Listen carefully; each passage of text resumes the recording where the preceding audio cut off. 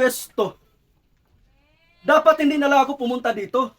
Aksaya lang sa oras ko para lang sa isang Indio. Ipagpaumanhin nyo, pero tayo po ay nasa bahay ng isang Indio. Oh, nandito na pala sila.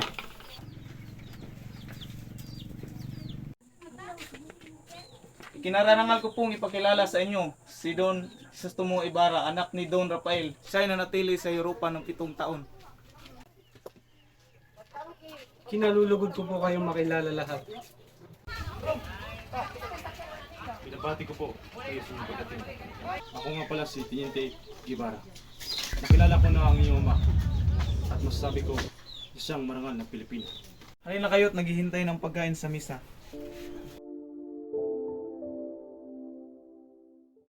Ginoong Ibarra, ang paninirahan mo sa Europa ng 7 taon.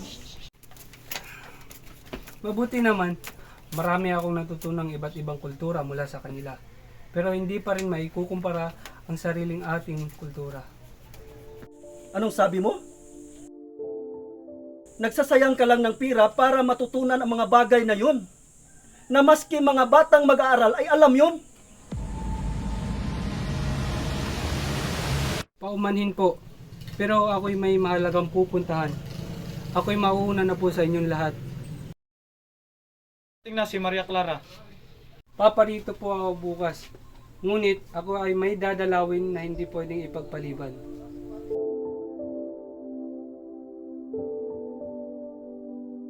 Tingnan nyo ngayon ang nangyayari sa mga kabataang Pilipino na ipinapadala sa Europa. Dapat ipagbabawal ito ng pamahalaan. Binata! Oh, Teniente, kayo pala. May dapat po kayong malaman tungkol sa iyong ama. Po sa aking ama. Ito tungkol sa pagkamatay ng iyong ama sa bilangguan. Bilangguan? Namatay ang aking ama sa bilangguan? Tukso ng mga bata ang isang mangmang na singil ng buwis. Nang dahil doon, nakulong ang iyong ama at doon na rin siya namatay.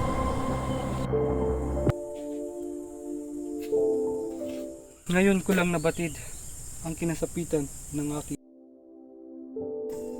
Sige po, Ginoong Ibarra. At ako'y mauna sa iyo. Dahil may mahalaga pa akong aspect soon. Sige po, maraming salamat, Teniente. Mag-ingat ka.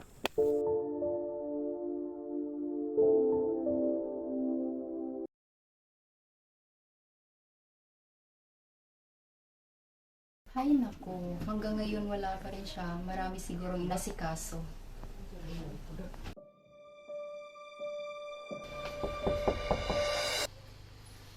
Magandang gabi po. Pasok kayo at naghihintay na po si Maria Clara. Maraming salamat.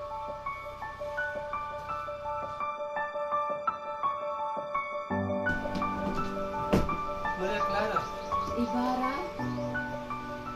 Buti naman at nakapunta ka dito. kamusta ka na, Maria Clara?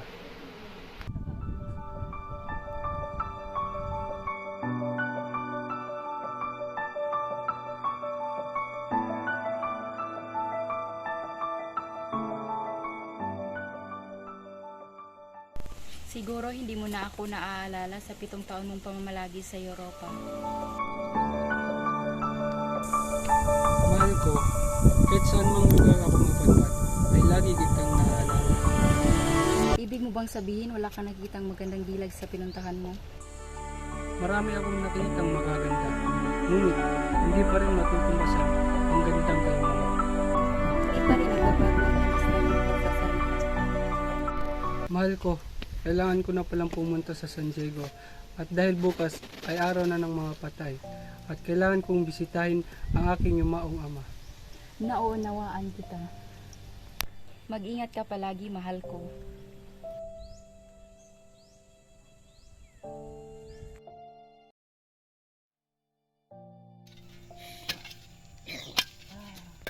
Anong sabi mo? Itinapon mo yung bangkay na andito? Kasi umulan po sinong panahon yun at mabigat yung bangkay. Kaya tinapon ko lang sa ilog.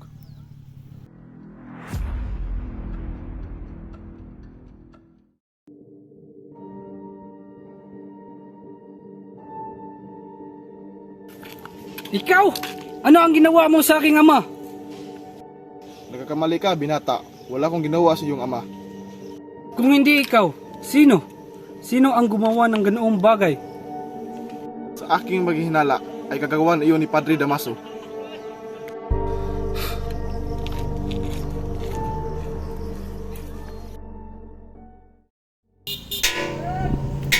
Patikan mo na maigi ang lobby Crispin. Baka sabihin ng sakristan mayor, tinatamad tayo. Ano yan, kuya? Hihina na ako.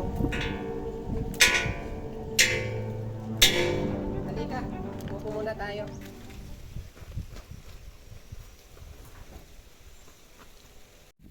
Kano ba ang sasahurin mo ngayon, kuya? 2 piso lang, Crispin.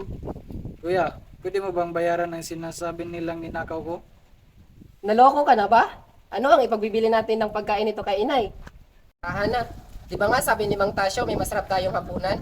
Hindi pa ako nananghalian. Hindi daw ako pwedeng umalis hanggang hindi ko ibinabalik ang unsa na ninakaw ko. Pero hindi naman ako ang nagnakaw noon, kundi si Sakristan Mayor.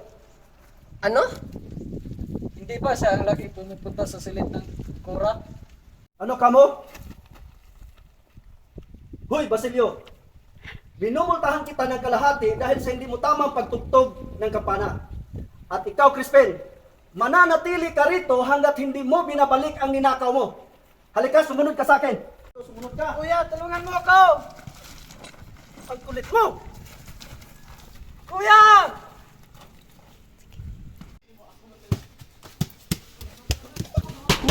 Nay! Basilio? Nay, si Crispin po! Si Crispin?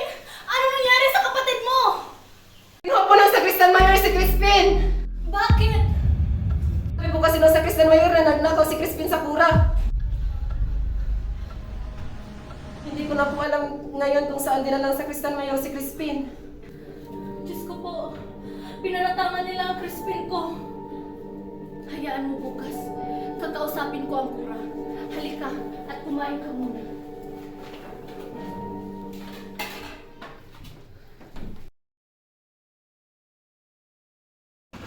Magandang umaga ho. Maaari ko ba makita ang makianong na si Crispin? Pagkatapos magnakaw ng anak mo, ay umalis siya kagad. Dahil dito, inutusan ako para magsumbong sa mga Guardia Civil. Marahil ay nandun na sila sa inyo para dakpin ang anak mo. Talaga ho?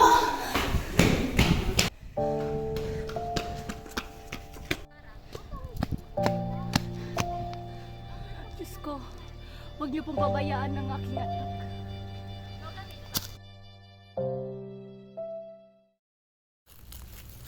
Hoy, sandali. Di ba ikaw si Sisa? Nasaan ang mananakaw ng anak mo? Ninakaw? Wala akong nalalaman sa mga sinasabi niyo. Hala, sige. Subawa ka sa amin. Huwag po! Huwag niyo ako!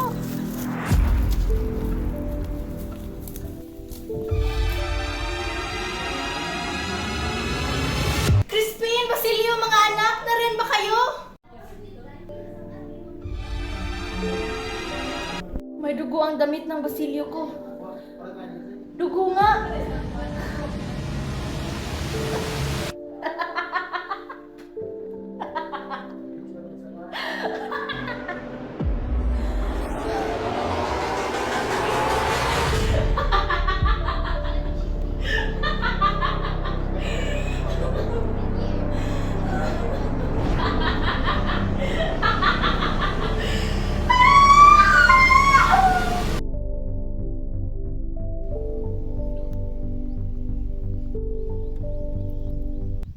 Ginoo, dito po itinapon ang bangkay ng iyong ama. Maraming salamat po sa pagtuturo niyo sa akin. Marami po akong utang na loob sa iyong ama, nang dahil sa kanya maraming mga bata ang nakapag-aral. Kung gayon, kailangan kong ipagpatuloy ang nasimulan ng aking ama.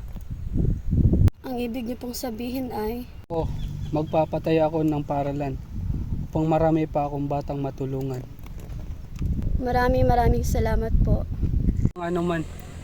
O sige, ako'y mauna na sa'yo at may mahalaga pa akong pupuntahan. Mag-iingat po kayo. Ikaw rin.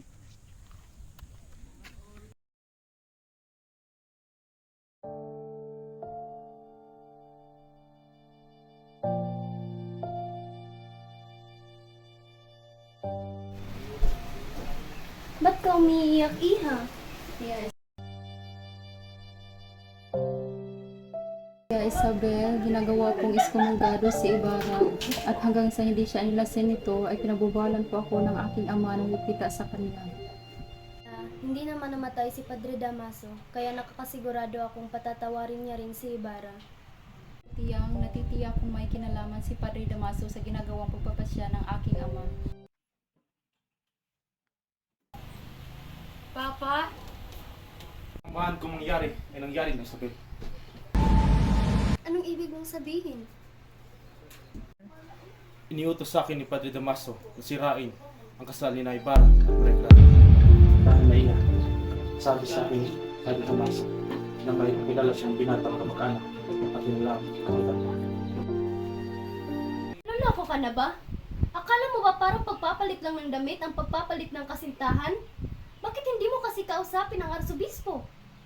Isabel, kung ano ang sinabi ng prelate, ayun lamang susundin ng arsobispo.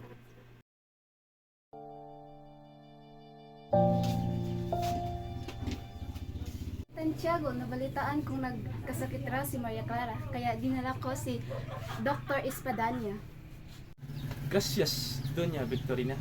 Isabel, pwede mo bang samahan si Dr. D. Espadanya sa silid ni Maria Clara? Sumunod po kayo sa akin. Santiago, ikinagagal akong ipakilala sa inyo si Don Alfonso Linares, inaanak ng isang kamag-anak ni Padre Damaso. Karangalan ko pong makilala kayo. Ganyan din po ako. Santiago! May sakit daw ang inaanak ko? Opo, Padre Damaso.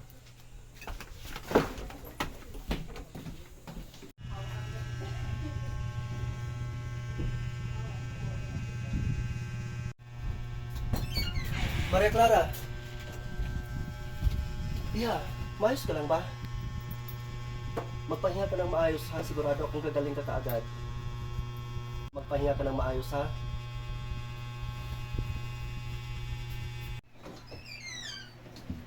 Kaawa-awang bata. Sino ka? Ako po si Linares, inaanak ng iyong bayaw na si Carlicos. Ay, ikaw ba yun? Kinagagalak kitang makilala. Ito po ang sulat ng aking ama at ina.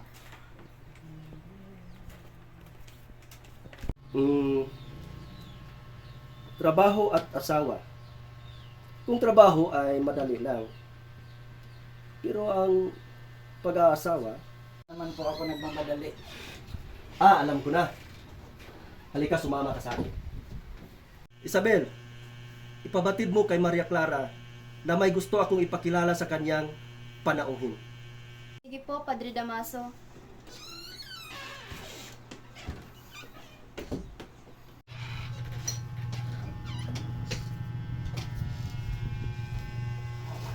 Iha. Tia Isabel. May gusto daw ipakilala sa iyo si Padre Damaso. Po tiya, papasukin mo po sila.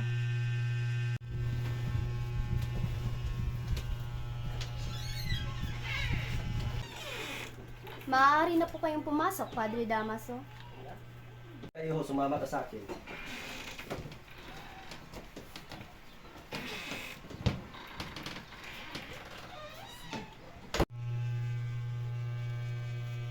Iha, ikinagagala kong ipakilala sa iyo si Don Alfonso Linares, isang kamag-anak ko. Hindi ko akalain na makakakita ko ng malaanghel na kagandahan. Huwag kang mahihiya, Iha. Hindi siya naiiba sa akin.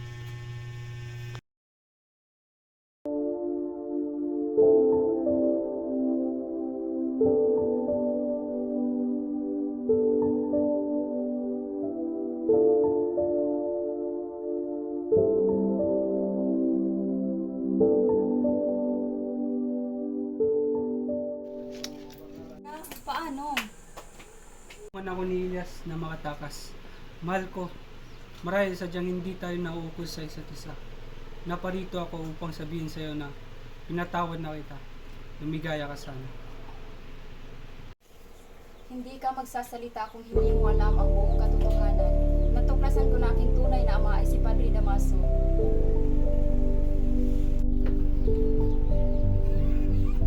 Tumakas ka na, aking mahal, at saan ka man mapadpad ay lagi mong tandaan na ikaw ay laging nasa puso.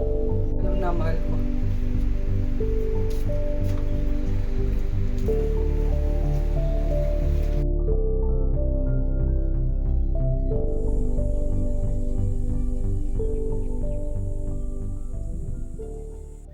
may papakiusap po sana ako sa inyo. Yang magpapasko na po ay gusto ko pong umuwi sa aking ina at kapatid. Siguro po ngayon ay tumatangi sila sa pagkawala ko. Hindi ka makakarating buhat ng bayan, anak, at saka hahanapin ka ng mga anak ko. Marami po kayong anak. Ang aking inay wala kundi 2 lamang. Nais ko pong bigyan siya ng aginaldo na ikatutuwa niya.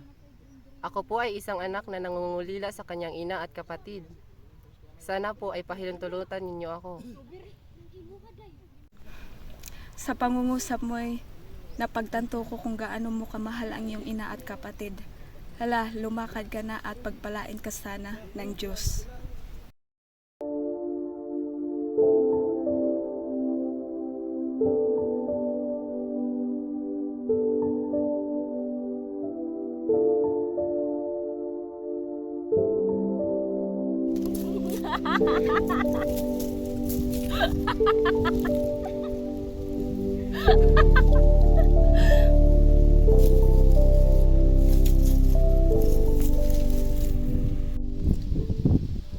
Nay?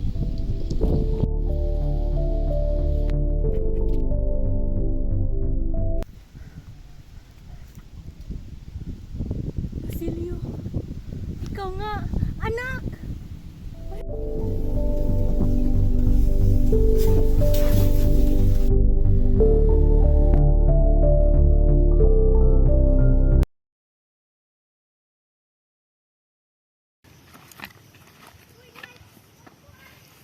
Yamang iisa ang ating kapalaran ay sumama ka sa akin sa ibang bansa.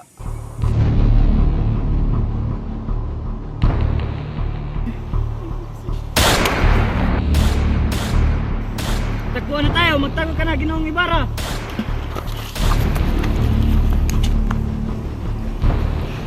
Huwag kayong aalis sa iyong tinataguan. Ako'y tatalon upang akalain nilang nawala ng laman ng bangka.